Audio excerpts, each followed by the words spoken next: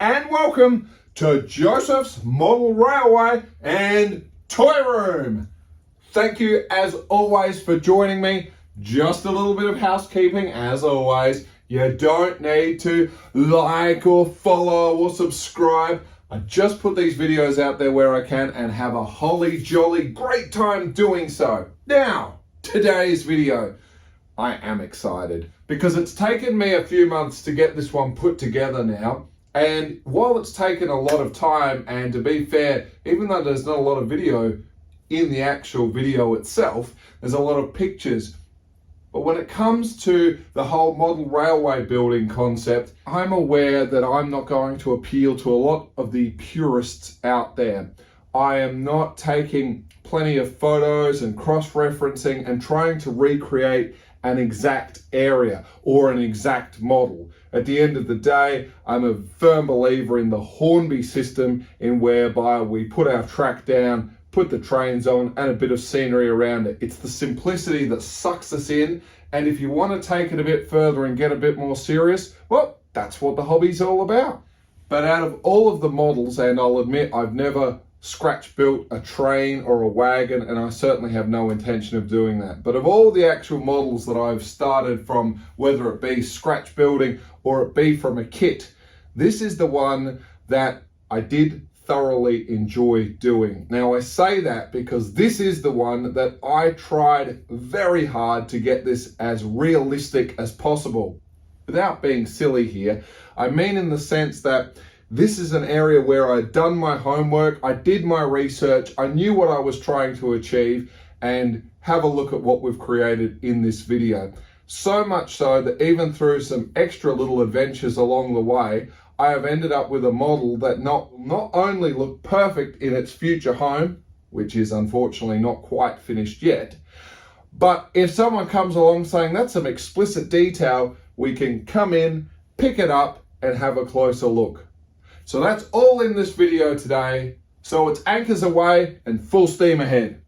One of the greatest things I can remember from my childhood is going down to the local coastal town where we had a shack and going fishing.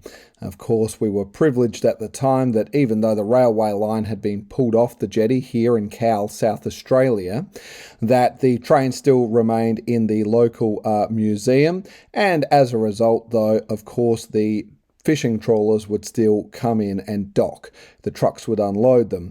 And for some reason, there were always these absolutely two magnificent giant blue boats always to the right-hand side of the jetty.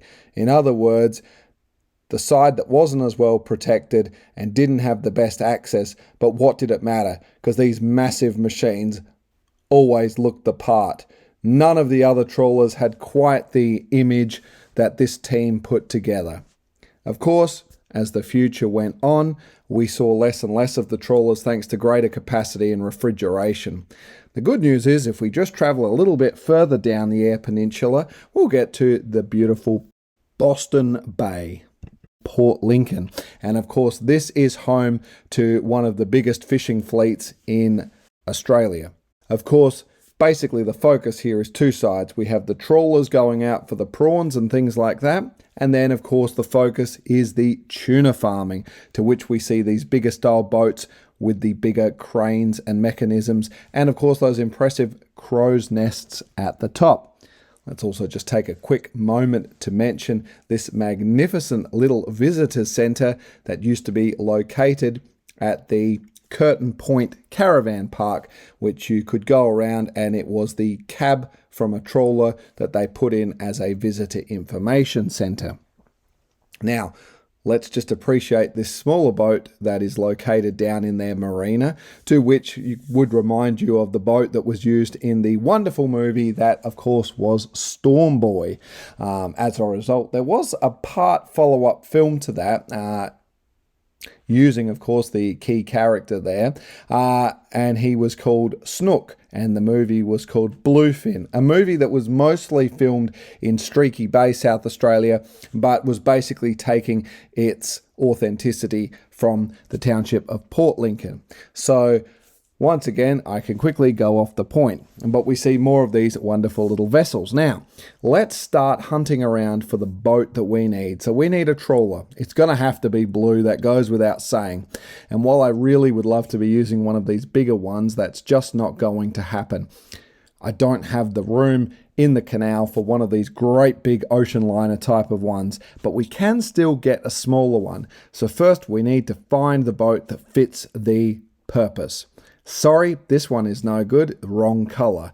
These aren't quite right, but if we just come along on a late afternoon, I have found the one that is basically what I'm trying to recreate. Maybe one that's not out for weeks at a time, just out for maybe 2, 3, 4 days at a time. Probably has facilities to sleep the crew and give them a bit of rest, but certainly not something you're going to be at sea for a long period of time on. So I think this is exactly the boat that we're looking for. Next, we need to do our research, of course. And I guess it's all the little details that come along with this. For me, one of the key things is we've got to get the lighting looking right. And most importantly, let's just have a look at the arrangements with the antennas, radomes, radars, and GPS and navigation equipment. Like the big tuna boats and the like, I don't need the multiple radars sweeping around, but obviously the kit I've chosen does come with one. And I thought we could probably use one of those more sort of disc-like GPS radar units that are becoming a bit more popular. Again, unlike this picture here that shows a radome, which is the more current stuff we see on super yachts and the bigger trawlers and things, we're trying to keep it authentic. Remember, most of the pictures you are looking at, of course, were taken back in the late 90s, early 2000s. As a result, as you can see on the floodlights, things like the Philips Tango and other Philips and Clipsal halogen and halide fixtures were what were known on the trawlers. LED certainly hadn't become the mainstay as yet. Just a little oddity here. You will notice these particular lights may look familiar. They are indeed the South Australian success story that is the company Light Force. These are the 240 Blitz lights, and if you think you've seen them before, you certainly have. They are equipped to our fleet of vehicles. An absolute success story, and have featured in shows like Ice Truckers and the rest. Wonderful auxiliary lighting, tremendous for making sure you don't hit any roos on those outback roads. That's the inspiration we need. Also, let's just pay quick attention here. You'll often see a lot of them will have TV antennas in a rather interesting arrangement. These have always been attached to a 360-degree directional system so that when they're at whatever part of the sea, they could basically turn the antenna to point where it needed to go. Again, thanks to streaming services, we won't be seeing quite as much of this anymore. And also, let's just pay attention to the green ropes we can see in some of the trawlers and what they're using. That seems to be a popular color that I saw, so I need to take some inspiration from that. And also, let us have a quick look at some of the decks of the boat, because the kit that I've selected seems to have a pretty organized system, to which this particular deck has exactly what we need. Again, I can't really have the big multi-story or at least dual-story decks that we see on the bigger boats. I don't have room for that. But this little gem is the winner we're going to focus on, and let's try and cram as much realism in as we possibly can without going over the top. And the build commences. We try and do a bit of painting where we can on the sprues, makes life pretty easy. This is semi-pre-painted, but there's some work, as you can see, we need to do. And back to our reference pictures, of course, because while the sprue has one of these emergency life rafts grey, I'm sure I've seen them white. So a drop of white paint and a little splash of light grey wash, and we are done. Another key thing I think it's important to try and get right, particularly because it's something you're going to see, has to be the series of navigation lights that are mounted up onto the mast. Now, I'm not just referring to your standard green for starboard or right and red for port, left, and traditionally just your standard sort of white light 360 degrees visible when you're anchored, which most fishing people in smaller vessels will have. you will notice they often have different series of coloured ones for various reasons. Now, according to the information I can find here in Australia, I'm going with this particular situation, which indicates perfectly green over white is for trawling, which is in what we're doing in this instance, and red over white fishing in where they may have stopped. Of course, there are additional ones that may come into play, but not that we're focusing on the moment. And making my weekly pilgrimage over to Fraser Island, or Gari as it is now being renamed to, well, I thought I'd just take a great quick picture from the wheelhouse up there of the wonderful spinning glass. Now, it is indented in the plastic, and I thought I'd take a dab of white paint and just put a bit on. Again, I don't have the steadiest hands. And of course, one of the most iconic things we notice on a lot of fishing trawlers are their radar bars. As mentioned, radomes have come a long way in giving them a more integrated system, but we still see the traditional bar, a very popular thing, and Ferno was the brand I burnt in my memory. I didn't quite have a solid pair of hands to even try and put a little blue squiggle across it without making a bit of a blunder of it. And on larger vessels, we'll see multiple ones, but on a vessel of this size, the single one looks tremendous.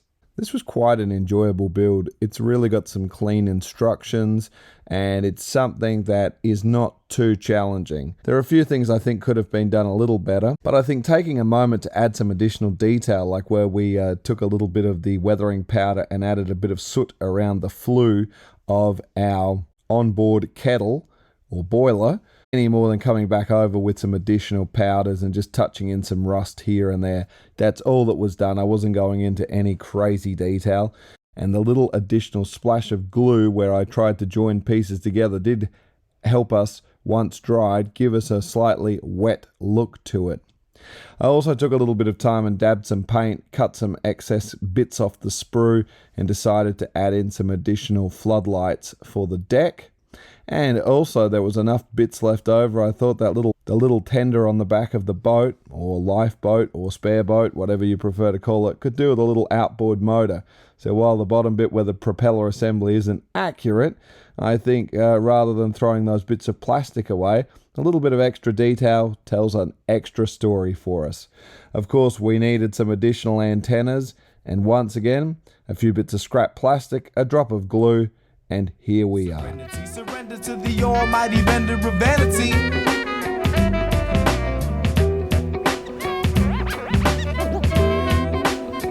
I'm not a mechanical mimetic, fulfillment of someone else's prophetic dream. Scream, ah! A great calamity. Can it be insanity? You're struck instead of the buck. Press your luck, duck and roll and tuck. Free me to be me. Don't let me sell me just to please the commander of the dollar.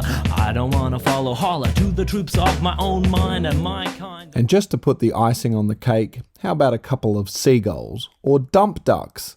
Now, I was going to actually paint the feet and the beak a red or a little more of an orange as I'm used to seeing, but to be fair, these are just your standard off-the-shelf ones that I've just popped on. Just put a little bit of the usual white bird poop that you may see on the bottom there to add a little bit of detail. Of course, plenty of fishermen can get quite frustrated constantly shooing them away, and the one on the front of the vessel is preparing for takeoff. Okay, so we've just laid a bit of realistic water down as a bit of a base layer in this canal at the moment, and we're going to leave it to shrink up and do what it needs to do. But I seem to have a bit of a problem with this. No one on the Hornby Forum or Airfix forum, particularly in the vessel and boat building one, has an answer. I want to display a vessel sitting here in the water. So when we do our murky deep pour water, I want it to sit here, but I also would love to be able to lift the boat out if I wanted to look at it in more detail. Now this all sounds wonderful. The complication, of course, is that what I'd like to do is basically have a footprint and it'll sort of sit with the water around it. So basically like a jelly mold with something in the middle. Now we're going to have to try and see if we can make this happen, because even from Woodland Scenics themselves, basically the long story short is you can't do it. I thought we might try a few different methods, up to and including just taking some Play-Doh and some maybe air clay, and try building a little bit of a concept where we can build, pour around it, and then hack it out. So let's give it a try. Well, as you can see, we took the Play-Doh and we basically cast a rather rudimentary shape, which is really all we're going to do with the main attraction. I've popped it into a slight container, put a bit of a tilt on it because I don't want to waste our realistic water, and just weighted it down accordingly with something so this doesn't float away. The depth we're going for is pretty much what we're trying to achieve anyway, so let's give it the next 24 hours, see how it sets and see what happens. Well, that's 24 hours now, and the water is dry, but we're going to keep leaving it a bit longer. You can obviously see a problem here is that we've had a bit of a bleed with the color. Again, if we could do a white or something, is it really much to worry about? I don't know. Let's try, while that's drying, another experiment, and this time we're going to use a air clay here at the moment, and this one is in white. So let's see what's going to happen with this one. Okay.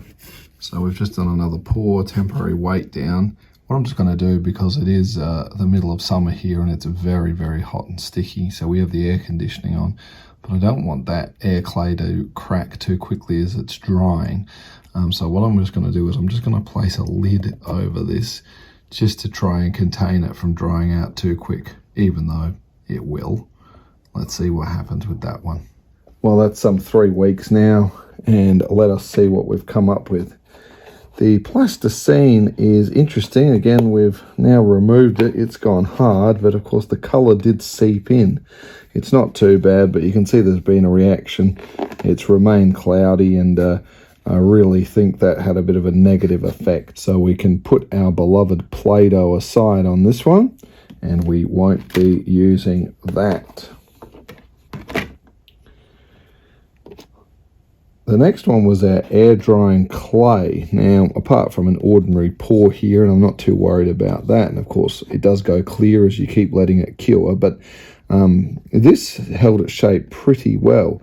The question is though, can we get that air clay out of it? Now I can see, as we're trying to manipulate it, it is causing a problem, and you can see the water around is stretching with me. So it's going to cause me some damage if I carry on. There you go. And it's going to, as you can see here, it's going to pull the water with it. I'd say you might be able to chisel away and make that work, but it's going to be too problematic. So unfortunately, that's not going to work either. In our case, the reality might be the boat may just have to sit there permanently, or we're going to sit it on top. Ah, what's this? The perfect demonstration regarding the depth of the model. Of course, while I was out shooting the pictures for the final product, it just so happened in the slipway, you'll notice we actually have a fishing trawler, not in my favorite color, that is up here being maintained, and you can see the true depth of the hull, which points to the fact that the model they've created has been nicely sliced across the bottom so it sits on the bottom like it's in water without you having to try doing what we've been up to.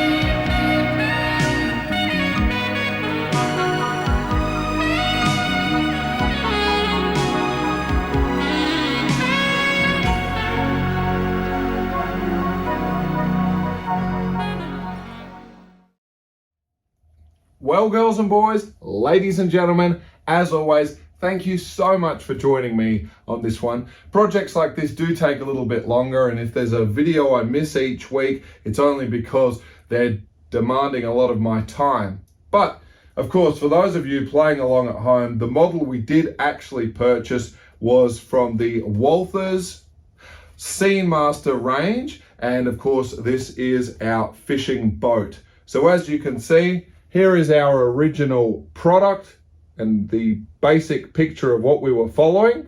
And here is what we have ended up with. So as you can see, I am really happy with how this project actually turned out.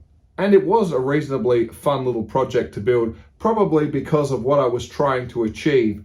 The green rope that you saw, of course, that was just some cotton thread I found lying around in a sewing box. And of course, it's amazing how much fun you can have with the little bits of plastic sprues that are left over from some kits. And as you can see, we've repurposed a series of antennas, floodlights, even an outboard motor for our little tender on the back of the boat. It's absolutely wonderful when you get that mind thinking, and really, of all the concepts, including trees and things I've been doing, this would have to be probably the cheapest build I have done to date. By the time I picked up my boat and some figures and the bird life, really, that's the end of the story. The best part of probably less than $50 at the total end of it. It's been an absolute pleasure, and anyone looking to do this type of boat, I highly recommend it. It also comes with a couple of different configurations. You can swap the white for the blue and the blue for the white, depending. So nice bit of variation and just a few drops of paint that you probably have lying around anyway, and you can create something that I think is absolutely fantastic. It's what I saw in my head, and I can't wait to show it off to you in the canal once that's finished. Not far away from that now. Again, we're just leaving our initial pour dry for about 3 months, and then we'll come in with our murky deep pour. I do have the shopping trolleys already glued into place, ready for that. So expect to see some action with the boat again in the future. In the meantime, as always, thank you so much for joining me. Stay safe, and we'll see you in the next one. Toodles!